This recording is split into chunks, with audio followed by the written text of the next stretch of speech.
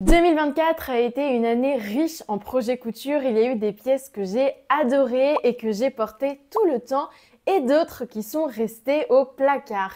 Si tu veux savoir quelles pièces j'ai créées et les leçons que j'en ai tirées, cette vidéo est faite pour toi. Dans cette vidéo, on va faire un voyage à travers mes créations de 2024. Je vais te montrer mes réussites mais également mes galères. J'espère vraiment que cette vidéo va t'inspirer et va peut-être te faire découvrir de nouveaux patrons. Je suis ravie de te retrouver pour ce bilan couture. Si tu as suivi mes vidéos, tu sais déjà que j'adore partager mes créations avec vous. Et d'ailleurs, il existe une vidéo complète pour chacune des créations que je vais te partager dans cette vidéo. Je te mets le lien en description. La première robe que j'ai cousue, c'est la robe Rose Café de Daria Pattern Making. Et c'est une des robes dont je suis la plus fière. J'en suis tellement fière que j'en ai fait un shooting photo sur les toits de Paris. Je vous afficherai de toute manière les photos, comme ça vous la verrez portée. Elle est vraiment très très belle. C'est la première pièce que j'ai faite aussi près du corps. Et en fait, c'est un challenge technique pour lequel on ne pense pas forcément. Et en plus de cela, c'est une robe corsetée. Et le haut est vraiment fait en je ne sais plus combien de pièces, mais vous pouvez voir, il y en a une ici, 2, 3, 4, 5, 6, 7, 8, 9, 10, 11, 12, 13. Il y a vraiment 13 pièces pour faire juste la partie corset du devant. Donc au niveau des coutures, comment vous dire qu'il faut être super précis, quelque chose que je n'étais pas du tout au début d'année. Pour coudre, on coud généralement à 1 cm du bord du tissu. Et moi, je vous avoue que les 1 cm, c'était un petit peu au pif. Et en fait, ça s'est vu tout de suite parce qu'une fois, c'était trop grand et une fois, c'était trop petit. C'était pas assez près du corps.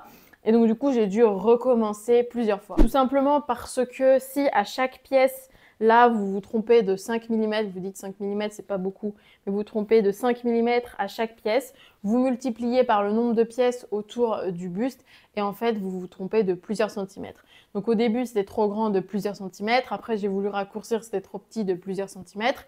Et en fait, sur ce type de pièce, il faut être extrêmement précise au niveau de la couture. Et ça, c'est vraiment un bon learning que j'aurais dû retenir puisque c'est la première robe de 2024. Et pour le coup, comment vous dire,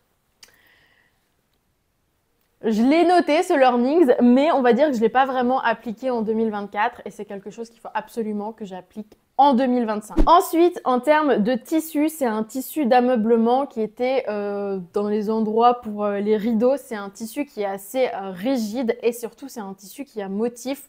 On ne peut pas mettre ces pièces un petit peu au hasard sur le tissu et se dire que ça va bien aller ensemble. Le motif a en plus un sens, donc c'est dans ce sens-là, il ne faut pas que ça aille dans le mauvais sens. Et en plus de ça, j'ai essayé de faire concorder les pièces entre elles. Déjà, là, j'ai essayé de positionner le milieu au niveau du milieu du motif pour avoir l'oiseau pile au milieu ici. Et vous pouvez voir que j'ai essayé de faire des raccords entre les différentes pièces. Et donc ça a été un petit peu un casse-tête, surtout que je me suis trompée. Donc du coup, j'ai dû recouper des pièces dans le tissu. Mais voilà, je m'en suis plutôt bien sortie et ça, c'est en plus un point qui est aussi positif. Même si c'est une pièce qui est très spéciale pour moi et que j'adore, il y a aussi des points négatifs qui font que je ne l'ai pas portée, ou plutôt que je l'ai portée à une soirée.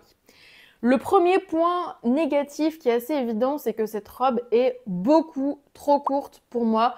Peut-être que la stature de ce patron, c'est vraiment pour, je sais pas, 1m60 et moi je fais 1m70 et ce qui pourrait expliquer que ce soit aussi court ou alors c'est voulu que ce soit aussi court. Mais je ne peux porter cette robe, il faut savoir, que debout et je ne peux pas m'asseoir. Donc je peux la porter que pour des soirées où on reste debout toute la soirée. C'est un peu dommage de ne pas pouvoir s'asseoir avec cette robe. Je vous explique pourquoi, tout simplement parce qu'elle est trop courte. Et donc du coup, lorsque je m'assois, ça remonte au niveau des fesses et je me retrouve les fesses directement sur la chaise. Moi, je vous avoue que je l'ai portée au Nouvel An avec des amis, on était en petit comité, des personnes de confiance avec qui je n'étais pas mal à l'aise de porter un truc super court qui pouvait se remonter à un certain moment, même si évidemment il y avait un short en dessous, un truc super décolleté aussi. C'est vraiment une robe dans laquelle je ne suis pas confortable et que malheureusement je ne pourrais pas trop porter en sortant de chez moi. Le deuxième point négatif en termes de confort, c'est que c'est une robe que j'ai fait tellement sur mesure, tellement près du corps que honnêtement, limite, j'ai du mal à respirer dedans, quoi. Je peux la porter pour une soirée, à la fin de la soirée, vous voyez, je suis vraiment contente de l'enlever. C'est tellement près du corps que déjà, je suis obligée de me tenir super droite. Et en plus de ça, il y a des petits détails à l'intérieur, comme vous pouvez le voir, les finitions ne sont pas très belles de partout. Déjà, il y a une doublure, donc la doublure cache un petit peu les finitions qui ne sont pas très belles, puisque je n'avais pas de surjeteuse à ce moment-là. Mais au niveau des coques, c'est notamment là où c'est pas très confortable, eh bien on peut voir, j'ai essayé à la machine à coudre de faire, vous savez, une sorte de point zigzag pour faire une belle finition. Mais en fait, là, il y a trop d'épaisseur et ça ne vient pas se plaquer parfaitement comme ça reste un peu comme ça et ça vient un peu s'enfoncer dans ma peau. Et en plus de ça, ça me fait super mal au niveau du milieu de la poitrine. Donc voilà. Honnêtement, c'est une robe dont je suis fière, même si je ne la porte pas parce qu'elle n'est pas très confortable. Ça reste quand même une robe que je vais garder et que voilà, je pourrais montrer à certaines occasions. Mais je trouve que c'est plutôt un bon début, un bon point de commencement. Je suis pas sûre que ça se dise, mais voilà quoi. J'ai bien commencé l'année 2024 et on va passer à la prochaine cousette. La robe suivante est la Poppy Dress de Dressmaking Amore. Alors, en 2024, j'ai cousu une robe pour ma maman et une robe pour ma sœur. Ça, c'était une robe que je m'étais cousue pour moi, même encore avant 2024. Donc, on voit bien les petits défauts de finition que je faisais à l'époque. Je vais vous montrer ça. Je ne peux pas vous les montrer en physique puisque c'est elles qui les ont, mais je vais vous afficher les vidéos ici. On peut voir une amélioration avec ces robes-là. Déjà, juste avant, pour vous parler des robes, c'est des robes que j'adore, que je trouve super simples et super rapides à coudre. Et vraiment, si vous cherchez un patron là assez simple avec des robes assez jolies à faire, franchement, c'est vraiment un patron que je vous recommande. En plus, vous pouvez voir, je l'ai fait à différentes longueurs. Pour ma soeur, j'ai fait plutôt quelque chose de très court. Pour ma mère, j'ai fait plutôt du mi-long. Et pour moi, c'est vraiment la maxi dress super longue qui arrive jusqu'en bas des chevilles. Donc, vous pouvez en plus varier au niveau de la longueur et ça fait des robes quand même qui sont assez différentes. Donc voilà, je vous recommande vraiment ce patron. Parenthèse faite, on peut voir vraiment une évolution au niveau des finitions sur cette robe, puisque celle-ci, c'est la toute première robe que j'ai cousue il y a longtemps, au tout début quand je commençais la couture. Et vous pouvez voir, il n'y a aucune finition à l'intérieur qui sont faites, avec des fils qui partent dans tous les sens, même pas de points zigzag. Donc voilà ce que ça rend après plusieurs années de l'avoir portée, c'est tout à fait normal. Donc pour la robe que j'avais cousue pour ma sœur, qui est la première que j'ai faite, j'avais fait les finitions au point zigzag, puisque j'essayais de m'améliorer. Et pour la robe que j'ai faite pour ma maman, j'ai fait les finitions à la surjeteuse. Et c'est d'ailleurs la première fois que j'utilisais ma surjeteuse. Et c'était vraiment le début où je voulais commencer à vraiment faire attention à ces finitions-là. Sauf que je me suis rendu compte très récemment que je ne savais pas utiliser ma surjeteuse. Pour la cousette suivante, je vous montre un haut, ça change un petit peu, mais je n'ai pas fait ce haut tout seul. Le but, c'était de faire une tenue élégante avec le haut et la jupe assortie. Et je suis partie du coup sur le haut Hailey de Evelyn Patterns. Quand vous le voyez comme ça, vous vous dites « Waouh, c'est qualitatif !» Regardez, elle a fait des jolies surpiqûres. Derrière, il y a des petits boutons, c'est impeccable. Quand on regarde à l'intérieur, franchement, le surjet, il est propre, il est pas si mal. Il y a même une brassière intégrée pour pouvoir porter ce haut sans soutien-gorge. Mais regardez comme c'est beau, quoi. Et je vais vous afficher à droite une photo de moi ou une vidéo, je sais plus. Quand je l'avais essayé, voilà. vous allez vous rendre compte que ce joli haut, c'est le pire échec de ma vie. Non mais regardez, mais derrière aussi, les surpiqûres. Enfin vraiment, j'avais fait un effort et je m'étais dit, ça va être le haut, quoi, magnifique. Et il me va pas. Il me va pas du tout. Bon, mon premier problème qu'il faut faire attention, c'est que là, je suis partie avec tellement d'assurance. Je me suis dit, maintenant, je suis une couturière. Plus rien ne m'arrête. J'y suis allée, j'ai cousu. Et en fait, j'ai pas fait d'essayage au milieu. J'ai pas vu. C'était la grosse déception parce que j'ai pas vu arriver le truc de ça ne me va pas en fait. Je suis vraiment, j'ai pas fait d'essayage avant de faire les finitions. Vous savez, un moment, il faut faire l'essayage, il faut dire est-ce que ça me va? Ok, ça me va. Maintenant, je finis, je fais les surpiqûres, je mets les boutons, c'est bon. Là, j'y suis allée, j'ai fait les surpiqûres, j'ai tout fait, j'ai fait propre. Et en fait, je sais pas si on se rend bien compte sur la photo, mais j'ai tout donné pour l'enfiler parce que je voulais quand même qu'il y ait un résultat. Et ensuite, après, pour l'enlever, c'est impossible. Déjà, c'est impossible de le mettre et de l'enlever seul. Il faut vraiment forcer. Et ça faisait tellement mal. J'ai jamais été aussi serrée dans un vêtement. Si jamais vous voulez tenter ce haut, parce que je m'étais dit que je le retenterais, mais j'avoue que pour le moment, je m'en suis pas encore occupée. Il y a un commentaire que m'a laissé l'une d'entre vous, c'est que l'élasticité de mon tissu n'était pas assez élastique. Alors j'ai quand même choisi un tissu qui est élastique, hein, vous pouvez voir, mais dans le patron, il y a une explication pour dire qu'il faut choisir un tissu avec une certaine élasticité. Donc, essayez de prendre ça en compte. Je trouve que c'est quelque chose qui est difficile à prendre en compte parce que quand on va, notamment en boutique, peut-être sur Internet, c'est moins compliqué. Mais il y a juste le... Enfin, moi, je me rappelle, c'était marqué contient de l'élastane ou quelque chose comme ça, mais il n'y avait pas le pourcentage d'élasticité du vêtement. Donc, je trouve que c'est quand même compliqué de savoir quel tissu fait tel pourcentage d'élasticité. Mais voilà, c'est vraiment le truc super important puisque s'il est plus élastique, il va beaucoup plus épouser votre corps. Après, moi, j'ai quand même un doute au niveau de la taille parce que il pourrait être trop petit. Vous voyez, c'est pas confortable, mais il passe. Mais là, il est vraiment trop petit au point de je peux pas l'enfiler, quoi. C'est une taille enfant, en fait. Donc, est-ce qu'il n'y a pas un problème au niveau de la taille aussi? Je sais pas, c'est un petit peu un mystère, ce patron.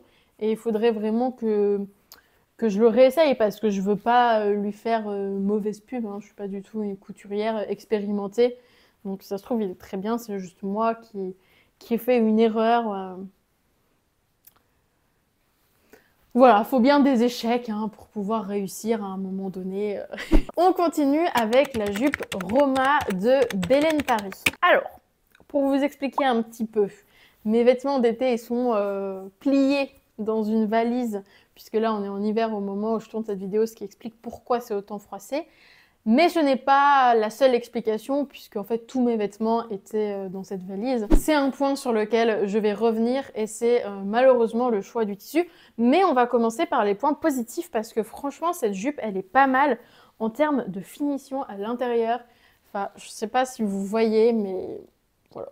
C'est le fait d'avoir une doublure, je sais pas, c'est parfait. J'ai cousu une parmenture là au niveau de la jupe. Enfin, franchement cette jupe elle est vraiment très très belle et très très réussie. Si on fait abstraction du fait que ce soit froissé de partout là, vous pouvez voir, il y a des surpiqûres de partout, il y a les pinces, il y a les poches. Enfin, ah oui, c'est la poche passe-poilée ça. C'est un peu galère à faire. Franchement, c'est pas mal, hein.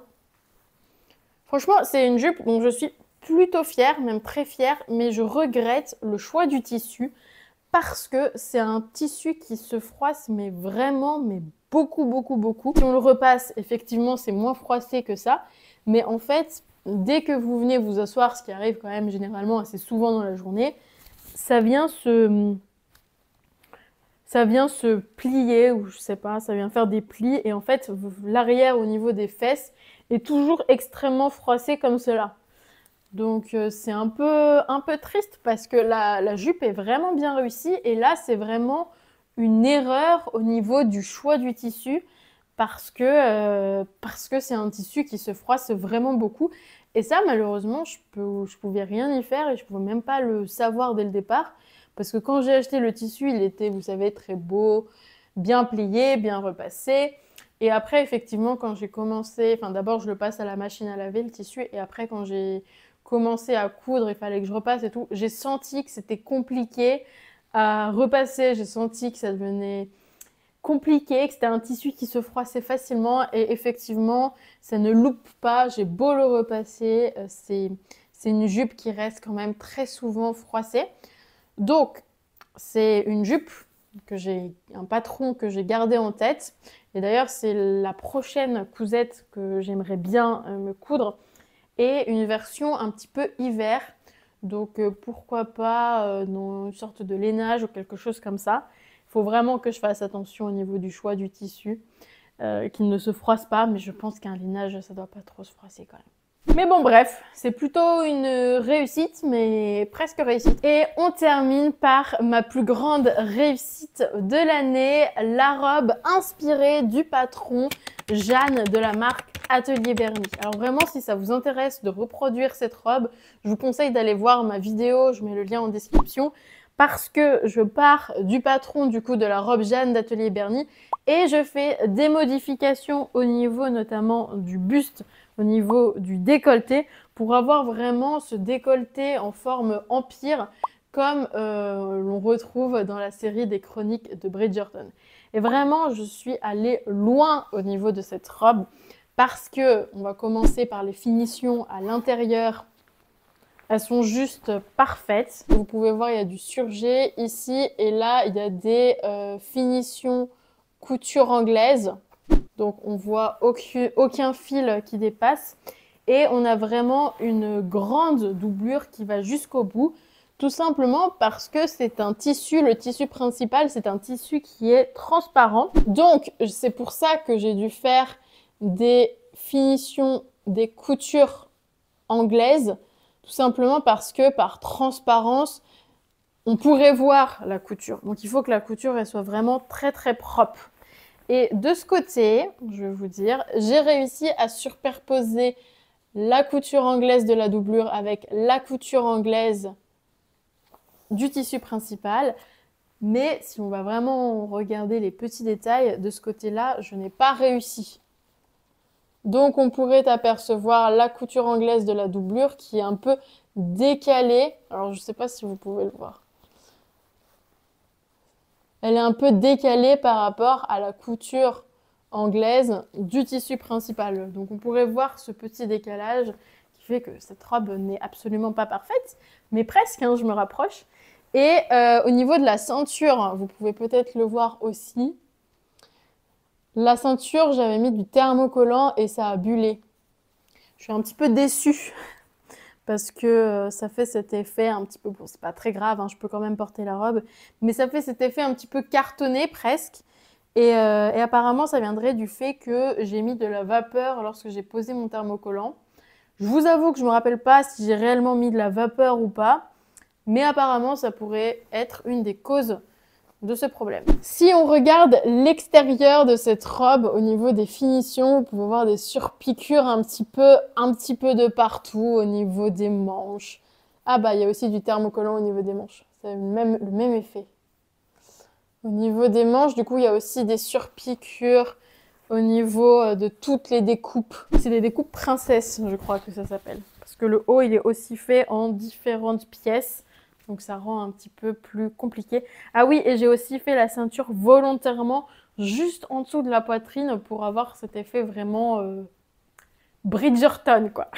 C'est une robe dont je suis vraiment fière parce que déjà en termes de finition, on commence à se rapprocher à vraiment quelque chose de professionnel. Enfin, je trouve, hein. Peut-être que c'est pas vraiment le cas, mais je trouve qu'on voit vraiment quand même une évolution entre ce que je faisais il y a un an et ce que je fais de plus en plus proche à aujourd'hui. Il y a vraiment ce côté où on voit que je m'améliore et ça, c'est vraiment cool. Et puis aussi, il y a ce petit côté où je commence le modélisme avec cette robe. Ça marque un petit peu le début où j'ai envie de personnaliser mes patrons. Pour le moment, c'était juste je pars d'un patron et je fais des modifications pour pouvoir arriver à une forme qui correspond plus à ce que j'avais en tête. Mais je vous ai dit du coup que j'ai commencé les cours de modélisme pour pouvoir vraiment faire mes créations comme j'ai envie de les faire et pas juste coudre à partir des vêtements. Ça faisait longtemps que je n'avais pas fait de vidéo couture sur cette chaîne et déjà ça me fait très plaisir de pouvoir en refaire une et j'ai vraiment très hâte de pouvoir vous en sortir d'autres. Comme je vous disais, j'ai commencé les cours de modélisme et donc pour le moment j'avais un peu de mal à concilier les deux. Mais là, je travaille déjà sur des vidéos couture et en plus de ça, j'ai un super programme pour 2025. Vous avez sûrement dû remarquer que j'adore coudre les robes et parfois les jupes, mais c'est vrai qu'à terme, mon rêve, ce serait de savoir coudre des robes de soirée, des vraies robes incroyables avec des paillettes, avec des perles, vous voyez, princesse vibes, on va dire. Et c'est vrai que c'est super tentant de pouvoir se coudre sa propre garde-robe, mais les robes de soirée, ça fait... ça fait briller mes yeux. J'ai des paillettes dans les yeux après quand j'en parle. Et j'ai un projet, et je vais en parler dans cette vidéo, comme ça je peux plus reculer. Je vous l'ai dit, comme ça c'est fait, j'ai plus le choix. J'ai envie de me coudre une robe de soirée. Et ça va être un gros projet qui va arriver dans les prochains mois. Donc voilà, c'est dit. Voilà, on arrive à la fin de cette vidéo. Je pense qu'on a pu voir à travers cette vidéo qu'il y a vraiment eu une amélioration en termes de qualité de vêtements. En tout cas, j'espère que vous êtes du même avis que moi. Mais voilà, on a pu voir une amélioration entre mes premières cousettes en début d'année jusqu'à la fin de l'année. Et j'espère vraiment qu'en 2025, eh bien pour moi, ça va continuer dans ce sens-là. J'ai plein de projets couture et j'ai vraiment envie à la fin de l'année prochaine de me dire que lorsque je porte un vêtement que j'ai cousu moi-même, je ne vois pas de différence avec un vêtement qui aurait été fait dans le commerce de manière professionnelle. Donc vraiment améliorer ce niveau de couture. Je sais qu'on est au milieu du mois de janvier quand cette vidéo va sortir, mais j'en profite pour vous souhaiter de très belles choses, que ce soit en couture ou dans d'autres projets créatifs et puis même de manière plus large dans votre vie. Et puis voilà, et bah du coup à la semaine prochaine puisque maintenant je sors une vidéo toutes les semaines, donc restez connectés.